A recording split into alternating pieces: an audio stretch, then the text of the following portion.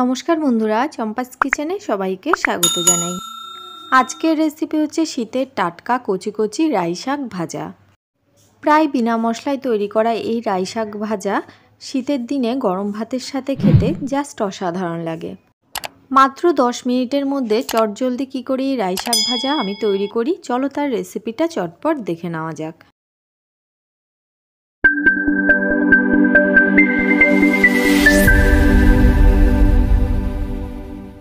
দেখো বন্ধুরা, এর জন্য এখানে আমি নিয়েছি 3 আটি কচি কচি রাই শাক।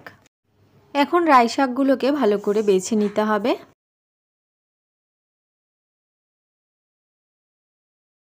রাই শাকের মধ্যে কোনো পোকামাকড় আছে কি না সেই জন্য পাতার দু সাইড থেকে কিন্তু ভালো করে দেখে চেক করে নিতে হবে। রাই শাকের পাতার নিচের দিকের এই শক্ত ডাঁটাটাকে আমি ফেলে দেব।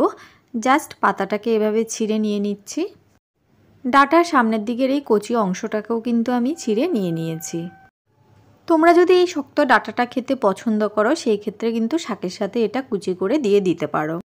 আর যদি এভাবে শুধু শাকটা রান্না করো সেই ক্ষেত্রে শাকটা কিন্তু খুব সহজেই সেদ্ধ হয়ে যায় আর খেতেও বেশ ভালো লাগে। রাই শাকের এই শক্ত ডাঁটাটাকে কিন্তু আলাদা করে চচ্চড়ি করেও কিন্তু খেতে পারো। কথা বলতে বলতে এদিকে প্রত্যেকটা রাই শাকের পাতাকে কিন্তু বেছে শক্ত ডাঁটাটাকে আমি বাদ দিয়ে দিয়েছি। এবারে 3 থেকে 4 বার জল পাল্টে পাল্টে শাকগুলোকে এভাবে ধুয়ে নিয়েছি। শাক ধোয়ার সময় অবশ্যই খেয়াল রাখবে শাকের মধ্যে যেন কোনো ধুলোবালি না থাকে। এখন ধুয়ে জল ঝরিয়ে নেওয়া এই শাকগুলোকে দেখো ঠিক এইভাবে একটুখানি বড় বড় করে কুচিয়ে নিয়েছি। যে কোনো শাকসবজি একটুখানি বড় বড় করে কাটলে কিন্তু এর পুষ্টিগুণটা বজায় থাকে। এবারে রান্নার জন্য প্রথমেই চুলা জ্বালিয়ে চুলায় একটা কড়াই গরমে বসিয়ে দিচ্ছি। কড়াই ভালো করে গরম হয়ে গেলে দিয়ে দিচ্ছি 1 টেবিল স্পুন সর্ষের তেল। চুলার আঁচ হাইতে রেখে তেলটাকে ধোঁয়া ওঠা অবধি গরম করে নিয়ে দিয়ে দিলাম একটা ফাটিয়ে রাখা শুকনো লঙ্কা। 30 থেকে 40 সেকেন্ড সময় নিয়ে মিডিয়াম টু লো ফ্লেমে শুকনো লঙ্কাটাকে কালো করে ভেজে নিতে হবে। যখন দেখবে লঙ্কার কালার চেঞ্জ হয়ে সুন্দর একটা গন্ধ বেরোচ্ছে তখন এর মধ্যে দিয়ে দিতে হবে 5-7 কোয়া থেতো করে রাখা রসুন। 10 থেকে 12 সেকেন্ড নাড়াচাড়া করে রসুনগুলোকেও ভেজে নিতে হবে। রসুন থেকে সুন্দর একটা গন্ধ বেরোতে শুরু হলে দিয়ে দিচ্ছি একটা ছোট সাইজের কুচিয়ে রাখা পেঁয়াজ। 2 থেকে 3 মিনিট তেলের মধ্যে নাড়াচাড়া করে পেঁয়াজ আর রসুনগুলোকে হালকা করে ভেজে নিতে হবে। তবে অবশ্যই খেয়াল রাখবে পেঁয়াজ আর রসুন যেন পুড়ে না যায়। পেঁয়াজ রসুনের কাঁচা গন্ধ চলে গেলে এবার এর মধ্যে কুচিয়ে রাখা শাকগুলো দিয়ে দিতে হবে। শাক দেওয়ার সাথে সাথেই কিন্তু দিয়ে দিচ্ছি 3টে চেরা কাঁচা লঙ্কা।